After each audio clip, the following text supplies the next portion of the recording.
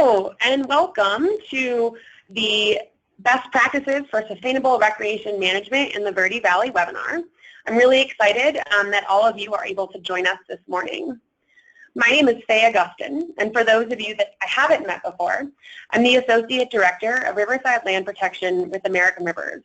I'm so pleased to be a part of this conversation today. For those of you unfamiliar with American Rivers, we're a national river conservation organization focused on protecting wild rivers, restoring damaged rivers, and providing clean water for people and nature. Our headquarters is located in Washington, D.C., and we have field offices around the country. I'm located in our Denver, Colorado office. As I mentioned, I work within American Rivers Riverside Land Protection Program. We protect and connect high-priority private and public riverside lands that are essential for healthy rivers and connect people to them through sustainable recreation and community-based conservation. We encourage the development and implementation of sustainable river-based recreations with communities across the country. Additionally, we provide a number of tools and resources through our Blue Trails Guide website, including a free monthly webinar series on topics related to recreation and protection. You can find these resources at bluetrailsguide.org.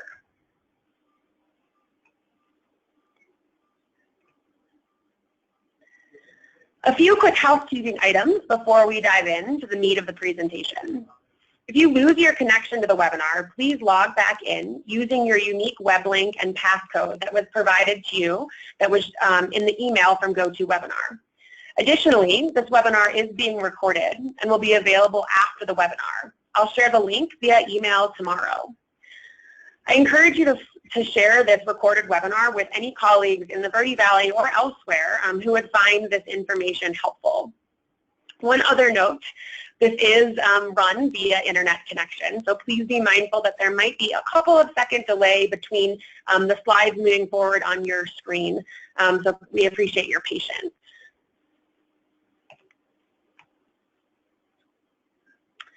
At the conclusion of our presentation, we're excited to facilitate a 15-minute question and answer session around the findings that we present in this presentation. I encourage you to submit questions at any time during the webinar in the question box on the GoToWebinar side panel of your screen. If you would like to wait until the end of the webinar to ask your questions, that's fine as well. You can still do the same thing by asking your questions in the GoToWebinar side panel. Again, we'll leave about 15 minutes at the end of the webinar for the question and answer session, and we'll answer as many of the questions as we can. We'll also include a transcript for all questions and answers with the recorded webinar that I send to you tomorrow. Additionally, if you have questions after the webinar, both Susan and myself are more than happy to chat after the webinar. So the goal of this presentation is to give a brief overview of the report we recently released, Best Practices for Managing Sustainable Recreation in the Verde Valley. This was sent out to everyone in advance of this webinar. You can find more in-depth information and examples of successes from across the country in this report. We appreciate the generous support of the Walton Family Foundation for this report. And this report was developed to assist both the Verde Front in its mission to manage and expand sustainable recreation opportunities, enhance geotourism and economic development, and protect the natural resources of the Verde River and the surrounding community. Over the past few years, American Rivers and Next West Consulting researched sustainable recreation best practices and interviewed recreation management experts nationwide to help inform this report. For our presentation today, Susan Culp, who many of you know, with Next West Consulting, will provide additional information about the background and context for our efforts. We will then highlight best management practices for sustainable recreation and describe successes from other communities across the country. We'll finish up with a brief discussion on the recommendations that we developed for the Verde Valley on how you can further implement and improve sustainable recreation management in your community.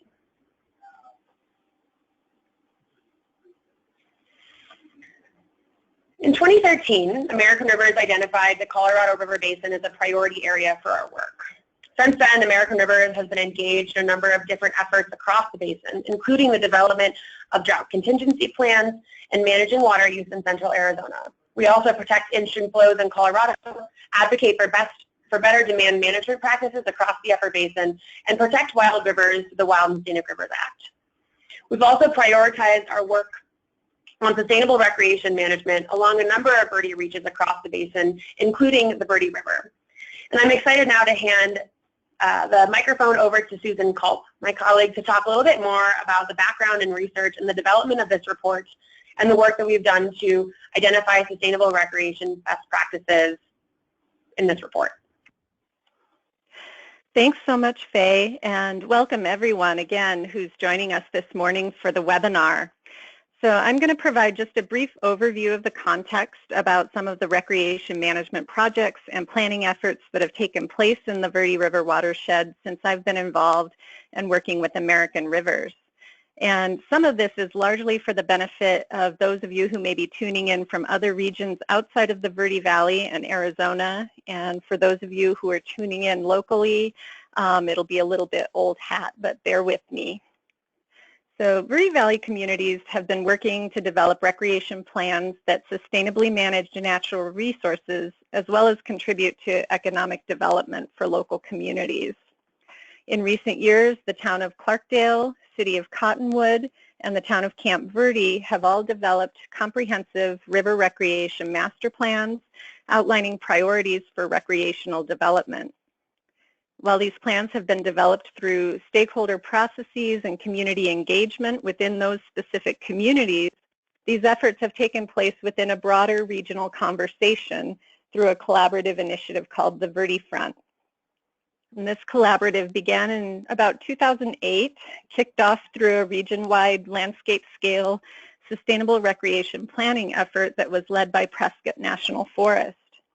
It has since grown into a well-developed partnership effort between federal land management agencies in the region, state parks, local jurisdictions, conservation NGOs, business leaders, and other community groups to foster proactive dialogue, coordination, and collective action on stewardship of natural and cultural resources in the area, and to promote well-managed recreation, education, and restoration that connects people, both residents and visitor alike, to the landscape. So this diagram shows the intersection between the Verde Front Collaborative Initiative, which is on the left-hand part of this slide, and the broader collaborative work on river and habitat restoration efforts happening throughout the watershed.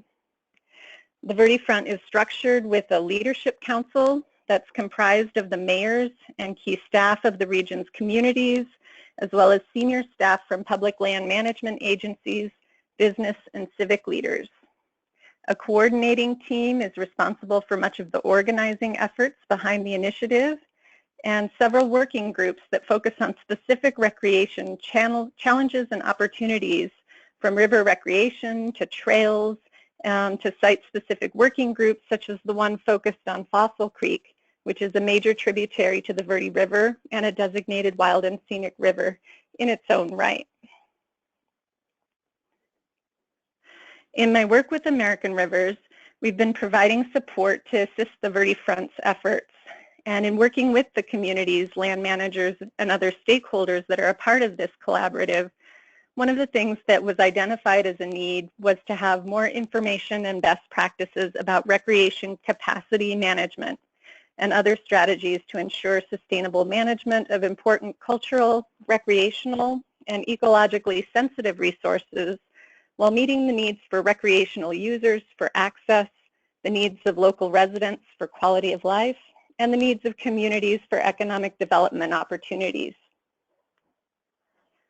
So we set out to develop and compile a suite of best management practices that could help inform the Verde Front partners about options and strategies for accomplishing those goals. To do this, we consulted experts in the field at last year's River Management Society annual conference, which was in May 2016, which, by the way, is a great draw for professionals who have a great deal of experience in managing river recreation resources. At that conference, American Rivers hosted a research roundtable conversation that included federal agency staff, consultants, other NGOs, and community representatives that had significant experience in this area. and discuss their perspectives on best practices and potential case studies that we could look at to find out more about successful recreation planning and capacity management efforts.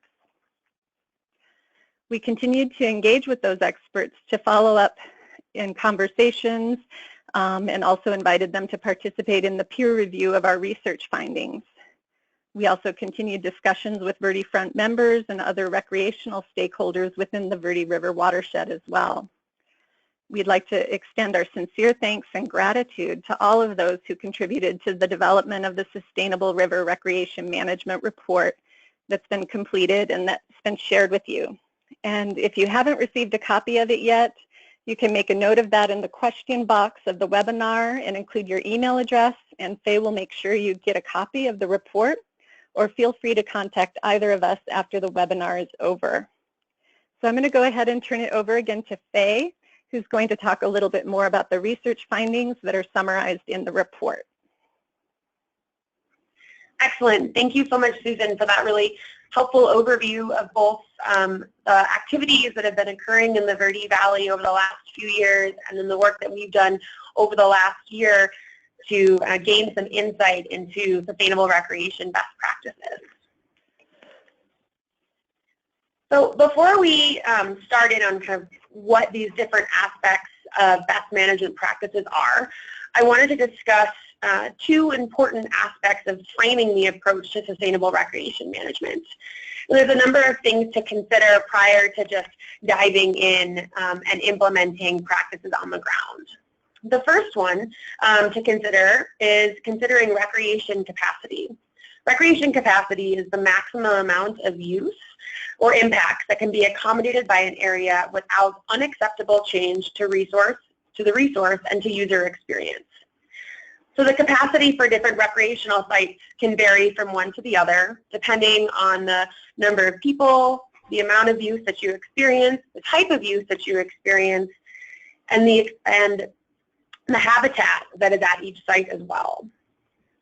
In addition to capacity, and really as a part of the capacity of identifying capacity, it's important to consider the type of development that you want at each access point or recreation area. The U.S. Forest Service developed the Recreation Opportunity Spectrum, or the ROS spectrum, to help understand the different classifications of recreational intensity and development at different recreation sites. The classification of intensity for various sites kind of varies across the spectrum from more wild and wilderness settings all the way through to settings that are much more urban and have lots of great development opportunities for larger social events and activities. So the classifications include primitive, like I said, more wild wilderness settings. Semi-primitive, those are focused primarily exclusively on non-motorized activities. Semi-primitive that allow for motorized activities, rural, and then urban. And again, these urban settings tend to be ones that have much more developed sites that include restrooms and potentially water supply sources, fire pits, picnic areas, etc. And so as you're starting to think about developing best management practices, it's really important to consider both the capacity that your site can withstand as well as the type of development that you'd like to see at each of the sites. Once the capacity of a site, as well as the type of development you'd like to see is established, planners can start to develop and design the site for maximum user enjoyment while also protecting important resource values. When designing and developing different amenities and creating management plans to improve recreation and protect the river resources, many recreation planners use what they call the 3 E's, or engineering, education, and enforcement, as a guide for their work. We'll briefly discuss these different 3 E's in the slides that follow. So the first E is engineering. And engineering is the thoughtful technical design of river access, signage, and other recreational amenities, including the development of infrastructure. Intentional design of river recreation sites is really important as it encourages both ethical and responsible river use and promotes self-regulation of crowds and recreational behavior and desired patterns. It can also really help to improve public safety and ensure that the user has a high quality experience. There's a number of ways to design a site that promotes capacity management. And there's really kind of two camps that these different ways fall into. The first one is the facility design and planning. And that includes everything from the type and the amount of facility development that you have to the consideration of things like solar power and water reuse. Designs can include a quiet, wilderness-oriented experience at a more primitive site on the ROS spectrum, or a hub for community gatherings and festivals, and more gregarious recreational uses with a lot more people in urban and rural communities, again, being more towards the urban setting on the ROS spectrum. And again, these different types of facility design can range in everything from consideration of bathrooms, of picnic areas, of fire rings, designated campsites, all different aspects of recreational use that would help to not only improve the experience that the user has, but also really focuses on the protection of the resource, both the river and the critical riverside lands. Additionally, engineering is the design of transportation and parking lots. This includes using transportation to manage visitation and involves the strategic development of roads, trails, and paths that provide access to these resources. It's really important to think about parking as you start to develop recreational resources. Parking, the amount that is available or perhaps unavailable, can really help to drive the number of users and the experience that the user has at the various recreational sites. So transportation and parking lots not only mean, the type of or the number of parking sites that are at a specific access point, but also can be the design of the trailhead. If there's boulders at the beginning of the trailhead that don't allow for motorized use, or that are have specific signage around the types of use that are available, these specific entities can help users to understand what types of recreational experiences are allowed at different access points. One really awesome example that I learned about while researching this report is the Sweetwater Creek State Park, which is located just outside of Atlanta, Georgia, on Sweetwater Creek. And they have a really innovative visitor center where they've implemented a number of really, I think, innovative and sustainable practices. So it's a really energy efficient visitor center that's designed to reduce its energy and water footprint. And so the visitor center is powered not only by solar panels, but is also equipped with rainwater harvesting technology, and all of the toilets are compostable toilets. Just to give you a little bit of information on kind of what this means for the park's energy use, 20% of the visitor center's energy needs is found by the solar panels, and then the overall energy consumption of the building is 51% less than other comparable visitor centers in the state of Georgia, which is pretty awesome. In addition, the compostable toilets and rainwater harvesting systems reduce water consumption by 77%. Similar to the Southwest, the Southeast often experiences water scarcity challenges as well. They understand the importance of integrating thoughtful facility design. The next E that I want to talk about is education. Again, education here refers to the element of recreational planning that's focused on providing public information and awareness. Types of practices include education around safe river recreation practices, sustainable river use, and sharing the knowledge of important historical, archaeological, wildlife, and other natural resources. The idea of education and education practices is pretty broad, and it can include highlighting critical safety information, such as the amount of time that it takes to get from one river access point to another, the type of equipment and supplies that are needed for a safe river recreation experience, whether it's a boater talking about hazards that might be ahead, or the type of equipment that you want to have on your boat, if you're a hiker, or if you're a bird watcher. It also often describes the etiquette around trespassing and river behavior. Educational efforts are most effective when they're consistent, but that they also need to incorporate multiple methods of reaching the public with information. So while signage at trailheads and along rivers are really important, it's also really critical to engage users and river users outside of just at the river access points. So traditional signage is great, but interactive websites, brochures, or social media are also a really excellent way to engage your river users outside of the river corridor itself. The Huron River Water Trail, which is located in southeastern Michigan, about a year and a half ago launched their Huron River Water Trail Guide, which is a way to engage the community and their local visitors to the area and to the water trail. This website provides not only an interactive map for the paddlers, but it also describes the river and weather conditions, as well as information about river towns, the safety and etiquette recommendations. There's also additional information for local businesses, as well as different types of adventures that river users can participate in, including kayaking, canoeing, fly fishing, tubing, and other freshwater pursuits. I feel like these types of interactive websites are really critical and a great way to engage the public and provide kind of a sense of ownership and stewardship around the river. So the last E that I'm going to discuss today is enforcement. Enforcement ensures that those recreating on and alongside the river are held accountable for their recreation activities.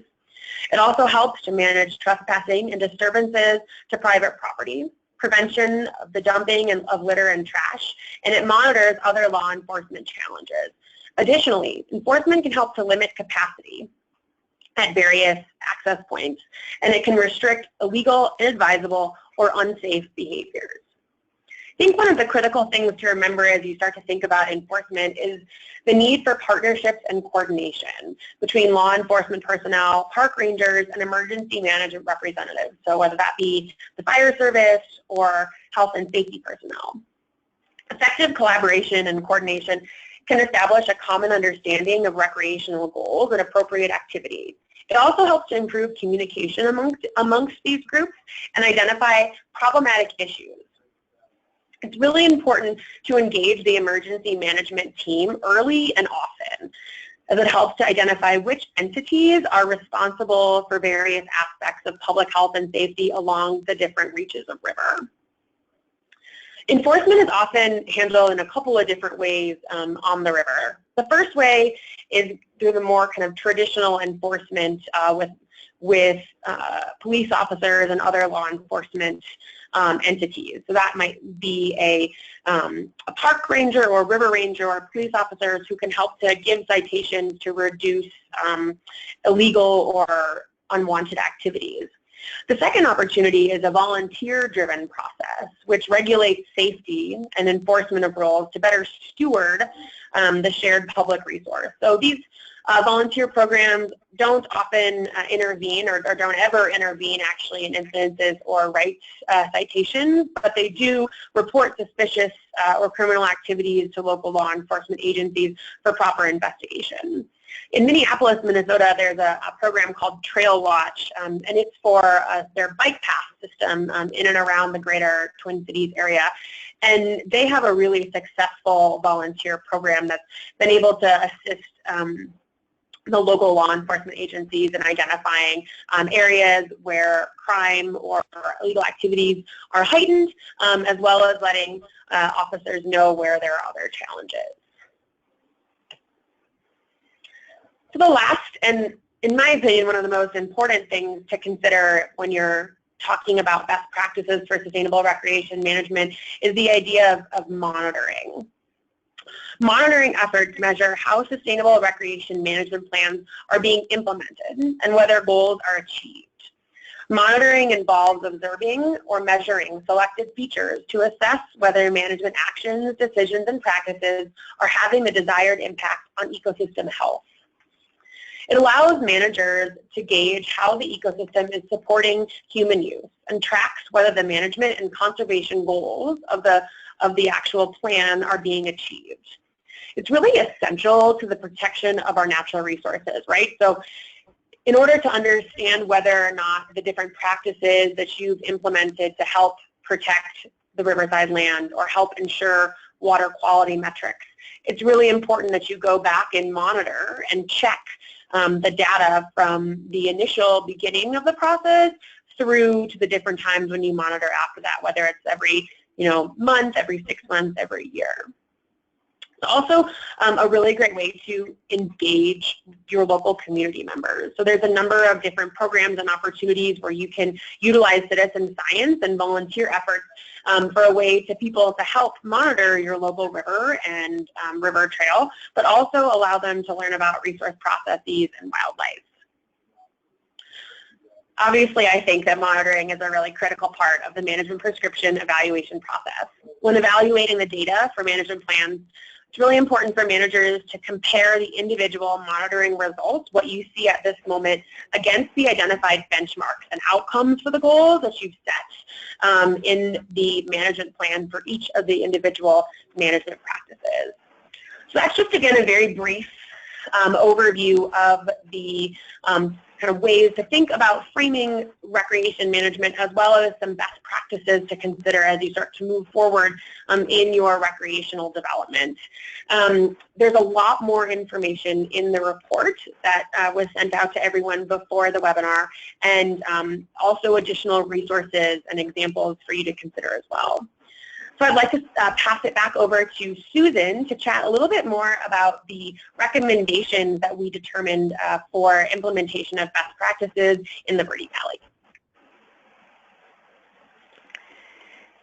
Great, thank you, Faye. So in identifying some of the most timely opportunities for implementation of these best practices that Faye just talked about, one of the things we identified right off the bat was the need for a comprehensive recreation capacity analysis for the entire stretch of the Verde River as it flows through the Verde Valley geography, which is a complex undertaking given that there's a host of different land ownerships that the river flows through, including federal, state, private, and tribal lands. The capacity of the river to sustain recreational use and the type of use can be really dependent on the land ownership and the needs and desires of the different land owners along the river. And recreation capacity can also be influenced by where the public access points are located along the river as well. And as Faye was saying earlier, recreation capacity is the maximum amount of recreational use and resulting impacts that can be accommodated in a park or outdoor recreation area without resulting in unacceptable changes to the natural or cultural resources or affecting the quality of the visitor experience. Although recreation capacity has been examined and thresholds identified for a handful of stretches along the Middle Verde River, a full analysis, looking at the entire stretch from Sycamore Canyon to the Wild and Scenic Reach, including major tributaries to the river, which are also getting a lot of recreational use, hasn't been completed. But the Verde Front does have the advantage of a bit of a leg up on this. Prescott National Forest is in the midst of a recreation capacity analysis for the stretches of the Verde River that are under their management through the Forest Service. The results of this analysis are anticipated to be shared, I believe, sometime over the summer of this year. And Prescott National Forest's goals for this effort are to better manage the growing number of requests for outfitters and guides on similar locations, addressing issues of overcrowding and potential user conflicts, and ensuring that resource damage from recreational use is minimized or doesn't occur. The focus of their analysis is on desired conditions, which are based on user perceptions rather than a numerical limit based on the physical capacity of the sites, which is a more innovative way of managing recreation capacity to ensure a much higher quality user experience. In going forward with a comprehensive analysis, it would be really useful to integrate Prescott National Forest's work within that larger context and to consider applying that same methodology. Doing this, retaining a professional consulting firm that has experience in recreation capacity analysis, particularly in successfully managing recreation across multiple jurisdictions and with sensitivity to private landowners, would be well worth the time and resources. drawing from the 2016 Visitor Use Management Framework Report, which came out last fall, I think in October, in sort of a happy moment of convergent evolution as American Rivers was preparing this report. Their framework recommends a process that includes, first of all, the development of key baseline information, clearly defining the geography of the assessment area, in this case, whether that's looking at the Sycamore Creek confluence to the Verde to Beasley Flat or some other specified length of river. Identifying the threats to sensitive or key cultural or natural resources, gathering recreational use data, and identifying existing administrative management operations, and identifying any potential gaps or cross-jurisdictional collaboration that may be needed. Second, to clearly define the desired recreational uses and natural, cultural, and resource conditions for that geography. And after all of that preparation work is completed, recreation user capacity thresholds can be defined based on those desired conditions and desired user experiences, the protection of the resource, and other management goals. Lastly, and this gets to that point that Faye was making about monitoring, once recreation capacity targets are identified, working collaboratively in a cross-jurisdictional way to identify management actions or strategies to achieve those desired conditions, and then continuous monitoring to make sure those goals are being realized. Obviously, this is a pretty broad brush set of steps, but more detailed information is available in the report and in the additional materials.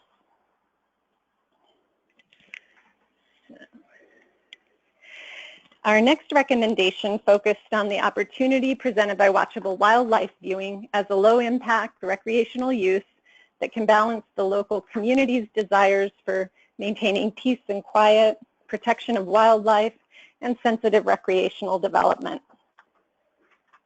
Watchable wildlife-oriented recreation also has the potential to reach the goals of Verde Valley communities for economic development through nature-based tourism.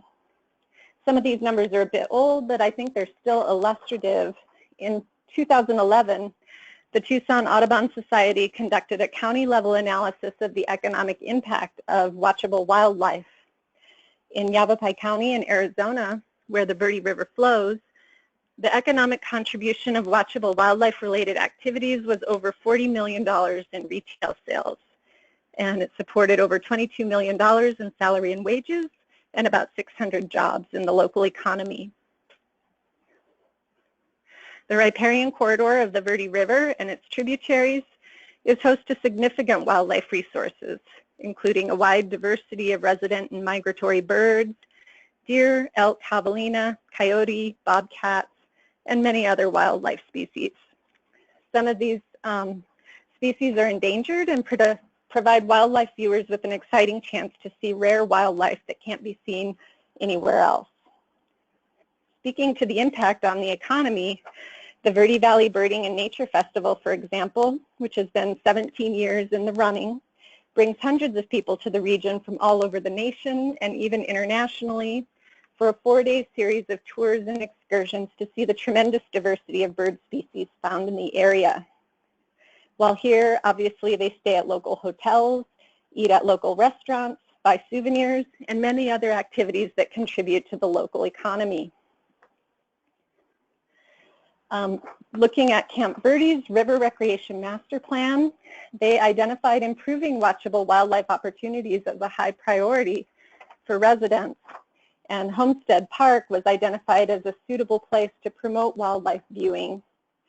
If we look back at the recreation opportunity spectrum guidelines when considering site design and development, focusing on a semi-primitive, non-motorized development strategy could be effective in reaching those goals for low-impact development that doesn't disrupt the behavior or distribution of local wildlife.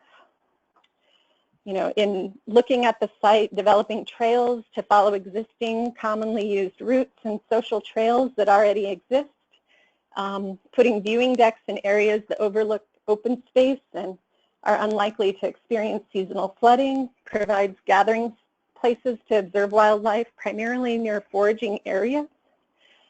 and limiting the scale and scope of hardscape and developed areas and avoiding sensitive places such as nesting sites and riparian vegetation or mesquite bosques can be really useful in supporting wildlife populations that will be a draw to tourists. And let me see. Next slide. Thank you.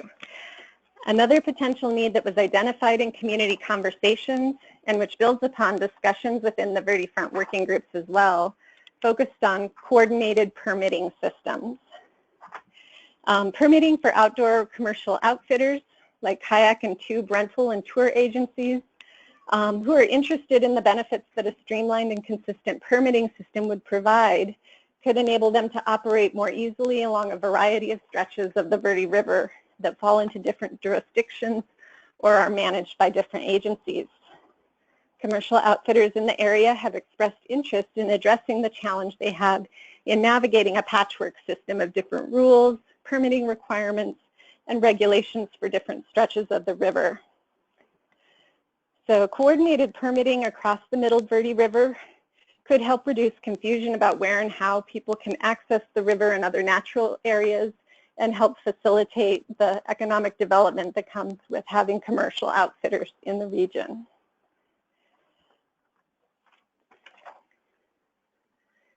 Okay, next slide. And last but certainly not least, monitoring for recreational use is critical in informing local communities, public land agencies, and others about the demand for recreation, current levels of use, including seasonality and trends, and is essential in identifying and setting appropriate levels of use and capacity constraints that are consistent with the resource management goals for the area. Additionally, monitoring data can provide baseline information for further recreation capacity analysis and adjustments as recreational use expands or changes over time. Moving forward, as new recreation planning projects and priorities are implemented in the Verde Valley, exploring strategies, whether that's through shared funding for monitoring or collaborative efforts involving shared information about recreational use, the Verde Front partners could be incorporating this data as it is available into ongoing adaptive management efforts. In developing a more comprehensive monitoring effort that includes recreational use and impact assessment, the Verde Front could continue collaboration with the Verde Watershed Restoration Coalition that is already doing existing monitoring that focuses on ecological health and invasive plant treatments, and look at ways to supplement those activities with recreational monitoring as well. And of course, where gaps exist in the capacity to conduct the needed monitoring, exploring ways to pool resources, and perhaps jointly fund monitoring efforts is a good solution. And so with that, since we're running a little tight on time and we want to have some time for questions, I'll go ahead and turn it back over to Faye. Excellent. Thank you so much, Susan, for that excellent overview of the recommendations that we came up with for the best practices for managing sustainable recreation in the Verde Valley. So at this point, I do want to take a little bit of time again to welcome folks to ask any questions that you might have in your question sidebar. And we've got a little bit less than 15 minutes to spend on questions, but we are more than happy to answer any questions after the webinar as well. So one question was a little bit, Susan, you may know the answer to this, or we can get the answer to this, but the asker is, over the past few years, there have been many highway signs noting river access, but access points themselves don't seem to have notification about access points or river etiquette and the protection of private landowners. Do you know if there's more signage planned at various access points along the Verde River to kind of help with additional information about river etiquette and private property information in the future? Yeah, thanks. That's a great question, Faye. And the Verde Front did have a working group on interpretive signage that was supported by the National Park Service's RTCA program. And so they developed a set of signage to use at all river access points, throughout the Verde Valley that would be consistent, that would have all of that information about timing to get to one river access point to the next, safety information, information about wildlife and resources, and leave no trace. And so, yeah, I believe, that those signs are beginning to go up and are planned for all of the river access points throughout the Verde Valley. Great. Thank you so much, Susan. The next question that we have for that I can kind of take the first stab at answering, and then Susan, I'd love your input as well, is what recommendations do you have for communities that are just starting out their recreation management planning? What's a good way to kind of take the first step? And in my opinion, the first step that you'll want to take as you start to go down this route is to think about your stakeholders and what it is, the vision that you have, that your broader community has for your river. And bringing together the diverse group of people, thinking beyond just kind of your normal river users and your normal user groups is a really important way to start this process. So that includes, not just managers of the access points and the communities themselves, but also interested landowners, businesses, ranchers, folks that have a stake in the river and the water that's in the river are great people to have at the table. And then from that point, I would say that's where you can start to create a plan for what it is that you want to see as you start to and how you want your vision for your river and your river trail to be. In addition to this report that Susan and I worked on and released to you all last week, American Rivers has also released a little bit earlier this year another report called A Guide to Sustainable Recreation Management Planning, which breaks down much more in-depth kind of the planning process from sort of that initial start phase to where you start to implement best management practices. So I'll also include a link to that report in the email that I sent out as well. Susan, did you have any other suggestions? Yeah, I would also add that, having a good understanding of current recreational use and trends and is also a pretty critical thing to, think about first, and to look at what users who are already out there on the resource, how they're using that resource, and, how much capacity those areas have to support that use is another important way to start. Because for many communities, it doesn't really get addressed until there's kind of issues starting to arise around recreational use. It's in response to overcrowding or other perceptions of problems around recreational use that are being noted by private property owners or people who live in those neighborhoods.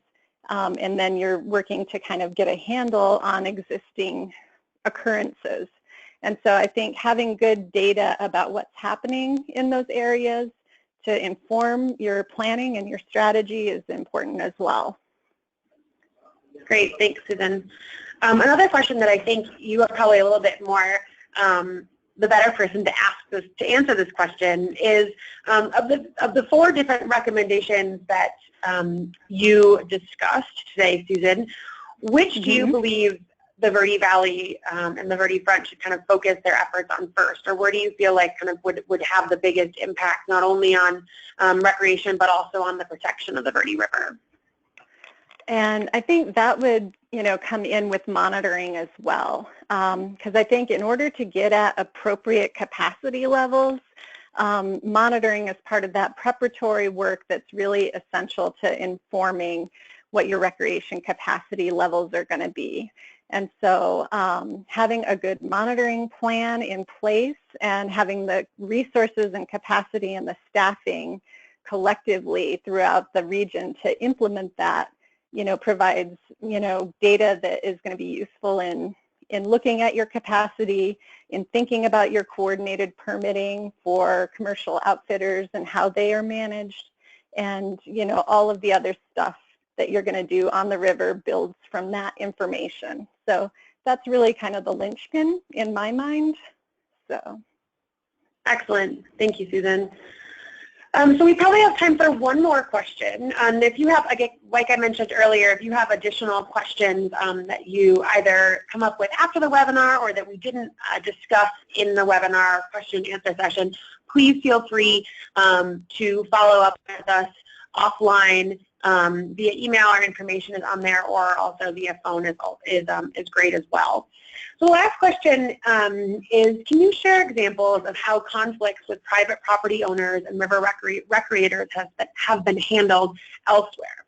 And so I can give a little bit of context to that, and then I'd be happy to follow up with kind of some more specific case study information about how other communities across the country have worked with this. But from my knowledge, one of the way that people have really dealt with these challenges between private property owners and river recreators are in two ways. The first one is, again, inviting the private property owners that tend to speak up about challenges with river users to the stakeholder meetings, to voice their concerns where people are trespassing on their property and what type of activities are happening on their private property. And then as a part of that, I think it's helpful for the group and for the people who are in charge of the signage and of the river trail itself to implement signage and other education practices about where those private property lines are. And I think that that sort of communication is really important between the private property owner and river recreation users. And again, I think this comes back to the education, so that level of E from the framework, thinking about different ways, not only on access point signage, identifying where private property lines are, but also in other types of education outreach. So whether it's websites or at sort of river events, just reminding people about the rules of the river and kind of what specifically that means for the Verde and for where different private property lines are. Susan, did you have anything else to add? No, I think that's a great answer. And then, yeah, there are a number of case studies that we looked at in the research for this report, and we'd be happy to discuss those with anyone who's interested after the webinar. Great. Excellent. Well, at this point, I want to remind folks, or well, first of all, say thank you again for participating in our webinar series, in our webinar this morning for you guys. It's a great way for us to chat a little bit more about the recommendations and the research that we did over the last year.